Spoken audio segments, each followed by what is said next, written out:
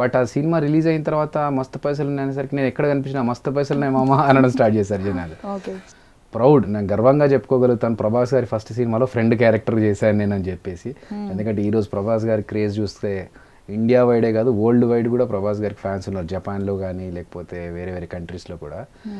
So అంత పెద్ద హీరోగా ప్రభాస్ గారు ఎదిగిన అంత పెద్ద స్టార్ ఫస్ట్ సినిమాలో ఫ్రెండ్గా త్రూ అవుట్ రోల్ సినిమా కంటిన్యూస్గా ఉంటాను సినిమాలో. సో ఆ ఫీల్ బాగుంది. అండ్ అలాగే సినిమాలో కూడా ఆయనతో కలిసి వర్క్ చేయడం ఫస్ట్ సినిమా. సో మేము చేస్తున్నప్పుడు చాలామంది సీరియల్ అనుకున్నారు, ఎందుకంటే అన్ని కొత్త ఫేస్లే. సో ప్రభాస్ గారు సినిమా రిలీజ్ అయిన తర్వాత ప్రభాస్ స్టార్ అయ్యారు, కానీ అంతకుముందు అందరం కలిసి అంటే ఆయన కూడా అంత సింప్లిసిటీ మెయింటైన్ చేశారు. మనకి ఆ సినిమా షూటింగ్ ఆ సీరియల్ షూటింగ్ అని ఎప్పుడు తెలుస్తుందండి? ఎప్పుడైతే ఒక నలుగురు బౌన్సర్లు ఉండి జనాలంతా పక్క చెప్పి హీరో గారు వస్తున్నారు అంటే అప్పుడు ఓ ఇది సినిమా, లేదంటే సీరియల్ అంటే ఒక క్యాజువల్గా వెళ్ళిపోతుంది. సో ప్రభాస్ గారు ఎక్కడా అది కనిపించలేదు. ఫస్ట్ సినిమాలో నేను పెద్ద ఫ్యామిలీ నుంచి వచ్చాను, కృష్ణంరాజు గారి అబ్బాయిని కృష్ణంరాజు గారి తమ్ముడు గారి అబ్బాయిని, నేను పెద్ద సినిమా బ్యాక్గ్రౌండ్ ఉన్న ఫ్యామిలీ నుంచి వచ్చాను, అది ఎక్కడా కనిపించకుండా సింపుల్గా మాతో పాటు ఆయన వచ్చి మేము ఎక్కడ కూర్చుంటే అక్కడ కూర్చునేవాళ్ళు. సో ఆ ఫీల్ నిజంగా చాలా బాగుందండి. సో అందరు ఆయన్ని డార్లింగ్ అంటారంటే నిజంగా దానికోసమే. మిమ్మల్ని ఎలా ట్రీట్ చేసేవాళ్ళు? అప్పుడు అసలు ఒక స్కూల్ అయిపోయి కాలేజ్కి వెళ్తే కాలేజ్లో కొత్త ఫ్రెండ్స్ కలుసుకుంటారు. ఆ కాలేజ్లో కలుసుకున్న ఫ్రెండ్స్ అందరు ఎలా ఉంటారు, ఒక కొత్త వరల్డ్ అది. ఎందుకంటే నాకు ఫస్ట్ సినిమా ఇండస్ట్రీలో ప్రభాస్ గారికి ఫస్ట్ సినిమా. సో 10th అయిపోయిన తర్వాత ఇంటర్మీడియట్లో కొత్త కాలేజ్లోకి వెళ్ళిపోయిన తర్వాత అందరూ వేరే వేరే ఫీల్డ్స్ నుంచి వచ్చిన అందరూ ఒకసారి ఫ్రెండ్స్ అవుతారు కదా, ఆ టైప్ ఆఫ్ ఫ్రెండ్షిప్ అందరిది. సో నేను కావచ్చు, కృష్ణమాయ కావచ్చు, హను కావచ్చు, లేకపోతే మా పుట్టరాం బాబు, సో అందరము ఒక బ్యాచ్ లాగా ఏర్పడి ఒక కొత్త స్టార్ట్ ఇక్కడ నుంచి లైఫ్లో అన్నట్టుగా మేము కలిసి ఉండేవాళ్ళం. దానికి ప్రభాస్ గారితో మేము చాలా రియల్ ఫ్రెండ్స్ అన్నట్టుగానే ఉండేది. ఎందుకంటే బయట చూసిన వాళ్ళు కూడా చాలా మంది వీళ్ళు నిజంగా ధూళిపేటలోంచి పట్టుకొచ్చారా అన్నట్టుగా అడిగారు.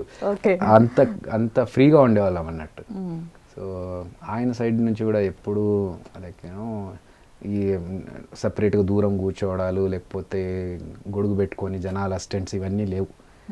సో ఎప్పుడు మాకు ఆ ఫీల్ రాలేదు, ఒక సూపర్ స్టార్ కాబోతున్న ప్రభాస్ అనే ఫీల్ ఎప్పుడు రాలేదు. కంఫర్టబుల్గా ఫ్రెండ్స్తో కలిసి చేసినట్టుగా చేసుకున్నాము. And he also always treated us like friends. ఈ మూవీకి ముందు చేశారా మీరు యాంకర్గా, తర్వాత చేశారా? ఈ మూవీ అయిపోయిన తర్వాత వే ఆఫ్టర్ మూవీ నేను 2002లో ఈశ్వర్ చేసాము, 2007లో యాంకరింగ్ చేశాను. అంటే ఫస్ట్ సినిమాలే ఈశ్వర్ తర్వాత గౌతమ్ ఎస్ఎస్సి, విష్ణు, విద్యార్థి, చాలా సినిమాలు చేసాను. ఒక 6-7 మూవీస్ చేసిన తర్వాత లైక్ సినిమాలో ఆపర్చునిటీస్ సరిగ్గా లేవు అని నేను ఎలాగో చదువుకున్నాను కాబట్టి జాబ్ సైడ్ షిఫ్ట్ అయిపోయా. సో ఆ జాబ్ సైడ్ షిఫ్ట్ అయ్యి సాఫ్ట్వేర్ చేస్తున్న టైంలో సాఫ్ట్వేర్ జాబ్లో ఉన్నప్పుడు మళ్ళీ నాకు యాంకరింగ్ ఆఫర్ వచ్చింది టీవీలో. సో అప్పటికి ఎప్పుడు సినిమా ఒక పెద్దది టీవీ అనేది వెళ్ళాలా వద్దా, టీవీ సైడ్ ఎప్పుడు ట్రై కూడా చేయలేదు అంతకుముందు. కానీ జాబ్లో ఉన్నప్పుడు I was missing screen. Camera ముందు ఉండాల్సింది, కంప్యూటర్ ముందు ఉన్నామేంటి, ఏదో మిస్ అవుతుంది లైఫ్లో, ఏదో మిస్ అవుతుంది అని చెప్పి చాలా ఫీల్ అయ్యాము. అనుకున్న టైంలో అదృష్టవశాత్తు నాకు ఈటీవీ నుంచి ఆఫర్ వచ్చి ప్రోగ్రామ్కి యాంకరింగ్ చేయాలి అంటే I was very much happy. So అక్కడి నుంచి టీవీ లైఫ్ స్టార్ట్ అయింది. నాగబాబు గారితో కూడా ఒకసారి మాట్లాడి, సార్ ఏంటి సార్ సినిమాల్లో చేద్దాం అనుకున్నాము కానీ టీవీలో ఉండాల్సి వస్తుంది అంటే, చిన్న పెద్ద అది ఎప్పుడు పెట్టుకోదు మైండ్లో. ఎందుకంటే ఈరోజు TV is bigger than movie.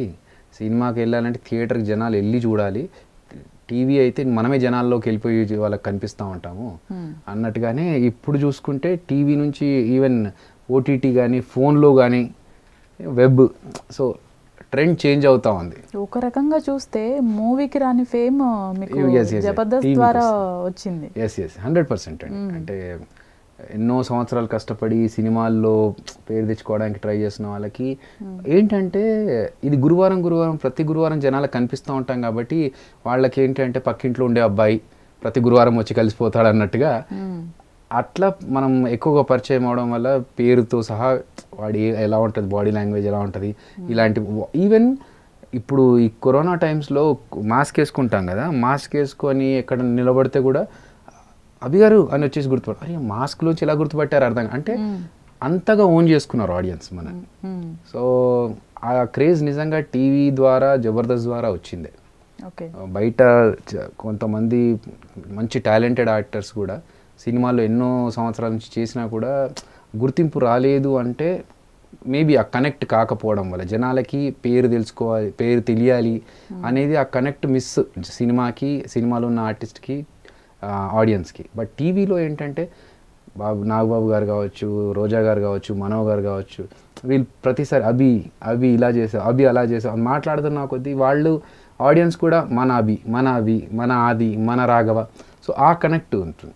So నిజంగా చెప్పాలంటే జబర్దస్త్ ద్వారా, టీవీ ద్వారానే మాకు పేరు వచ్చింది. పోస్ట్ గ్రాడ్యుయేషన్ చేశారు, మంచి చదువుకున్నారు, ఫ్యామిలీ పర్సన్స్ కూడా అంటే సిబ్లింగ్స్ అవ్వచ్చు అందరూ వెల్ ఎడ్యుకేటెడ్, ఫ్యామిలీ సపోర్ట్ చేశారండి? అంటే నేను ఈ ఫీల్డ్లోకి వెళ్తాను అంటే ఓకే అన్నారా?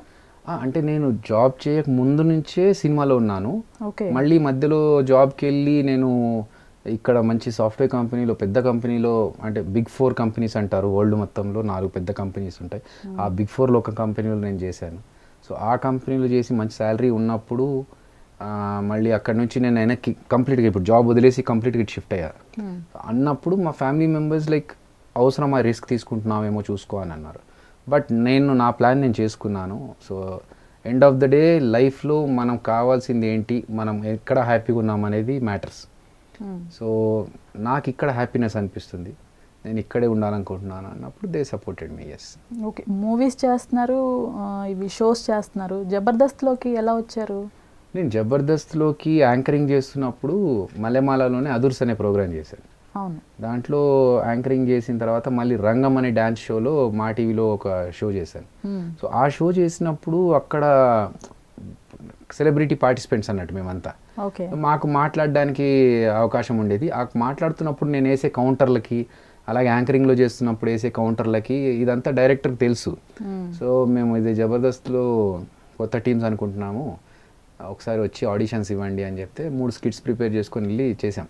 అప్పటికే జబర్దస్త్కి మంచి పేరు వచ్చేసిందండి. మంచి క్రేజ్ వచ్చేసి ఆల్మోస్ట్ లైక్ యూనో ఎక్కడికి వెళ్ళినా జబర్దస్త్. అంటే నేను జబర్దస్త్ రాకముందు ఆస్ట్రేలియా వెళ్ళాను ప్రోగ్రామ్ కోసం అని. అక్కడికి వెళ్తే వాళ్ళు జబర్దస్త్ అని ఒక షో వస్తుంది కదండి, అది భలే ఉందండి అని మాట్లాడుతూ ఉంటే, అరే ఇక్కడ దాకా వచ్చింది దాని పేరు, జబర్దస్త్ పేరు. అప్పటికి 20 ఎపిసోడ్స్ ఏమో అయినాయి అనుకుంటే జబర్దస్త్కి. సో ఇంత క్రేజ్ వచ్చింది 20 ఎపిసోడ్స్కే. So it's a very good show, అలాంటి అవకాశం వస్తే మాత్రం చేయాలి అని అప్పుడు అనుకున్నాను. అనుకున్నట్టుగానే ఇక్కడ డైరెక్షన్ డిపార్ట్మెంట్ వాళ్ళు 3 స్కిట్స్ తీసుకొచ్చి చూపెట్టండి అని అంటే మేము చేసి చూపించాము, వాళ్ళకి నచ్చాయి. నచ్చిన తర్వాతనే మేము టీమ్స్ లాగా దీంట్లోకి వచ్చాము. టీంలో ఫస్ట్ మీరు ఈ ఆదిని కానీ వీళ్ళని ఎలా పరిచయం అసలు మీరు వాళ్ళకి? అది నేను అప్పటికే జబర్దస్త్లో ఎపిసోడ్స్ చేస్తూ జాబ్ చేస్తూ ఉన్నాను. అయితే ఫేస్బుక్లో ఒకసారి ఆది నాకు మెసేజ్ పెట్టాడు, అన్న నేను ఒక ఇది చూశాను, ఒక షార్ట్ ఫిల్మ్ చేశాను చూడండి అని చెప్పేసి. సో ఒకసారి ఆ టైం ఉన్నప్పుడు ఎప్పుడో చూస్తే బాగుంది, సో కమెంట్ పెట్టేసి కమెంట్ మీట్ మీ అని పెట్టా. ఆల్రెడీ చూడండి అన్న అని పెట్టాడు కాబట్టి కమెంట్ మీట్ మీ అని చెప్తే వచ్చాడు. వచ్చి కొన్ని జోక్స్ చెప్పాడు, ఓకే పర్లేదు బాగానే ఉన్నాయి, తర్వాత చూద్దాంలే అని చెప్పేసి. అంటే ఇంకా అట్లా రెగ్యులర్గా అలా వచ్చి కలుస్తూ ఉండేవాడు. వచ్చినప్పుడు పక్కన ఎప్పుడైనా మేము స్కిట్ ప్రాక్టీస్ చేసుకున్నప్పుడు పక్కన కూర్చొని 1-2 జోక్స్ అందించేవాడు.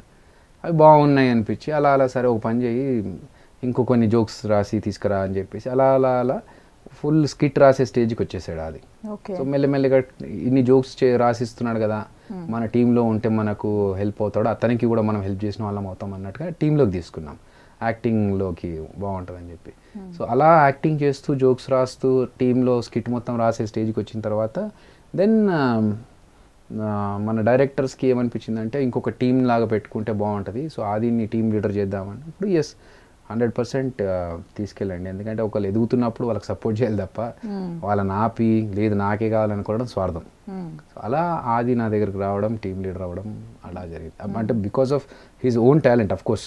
అట్లా అని చెప్పేసి నేను ఆయన టీం లీడర్ చేశానని అనుకోవద్దు, బట్ ఆయనకున్న టాలెంట్కి నా దగ్గర కొంచెం ఏదో నేర్చుకొని అది ఆయనకు అలా హెల్ప్ అయ్యి ఒక టీమ్ లీడర్కి ఎదిగారు, అది సూన్ టాలెంట్. అయినప్పటికీ ఇప్పుడు సుడిగాలి సుధీర్ కానీ లేకపోతే రామ్ ప్రసాద్ గారు కానీ శ్రీను గారు కానీ వీళ్ళందరికీ వాళ్ళ ఓన్ మార్క్ అయితే ఉంది, బట్ సపరేట్ టీమ్స్ అవ్వలేదు కదా. అంటే వాళ్ళు ముగ్గురు కలిసి ఉంటేనే స్ట్రెంత్ అండి. ఓకే, ఇప్పుడు శ్రీను, సుధీర్, రామ్ ప్రసాద్ ముగ్గురు కలిసి ఉంటేనే స్ట్రెంత్. అది ఇండివిజువల్గా సపరేట్గా చేస్తే మళ్ళీ అది డైల్యూట్ అయిపోతుంది. ఎందుకంటే ఆ కాంబినేషన్ కరెక్ట్ కదా, ఆ ముగ్గురు కాంబినేషన్ కరెక్ట్. వాళ్ళకి రాలేదండి సపరేట్ టీమ్ లీడర్ ఛాన్స్ రాలేదా? ఆల్రెడీ వచ్చింది, సీను కొన్ని రోజులు చేశాడు, మళ్ళీ ఈ సైడ్ లేదు ఇలా వద్దు కలిసి చేసుకుంటేనే బాగుంది మాకు అని చెప్పేసి హీ కేమ్ అవుట్, మళ్ళీ వచ్చి మళ్ళీ జాయిన్ అయిపోయి ముగ్గురు కలిసి చేసుకుంటున్నారు. సో మేబీ నేను అది కాంబినేషన్లో చేస్తే కూడా వరుసగా బాగుండేదేమో, బట్ అలాగని చెప్పేసి అతను ఎదగాలనుకున్నప్పుడు ఎదగడమే కరెక్ట్. ఎవరికైనా నెక్స్ట్ లెవెల్కి వెళ్ళాలనే ఉంటుంది డెఫినెట్గా. సో అతను నెక్స్ట్ లెవెల్కి వెళ్ళి టీమ్ లీడర్ అయితే అతనికి బాగుంటుంది, దెన్ షోకి కూడా అడ్వాంటేజ్ అవుతుంది అనుకున్నప్పుడు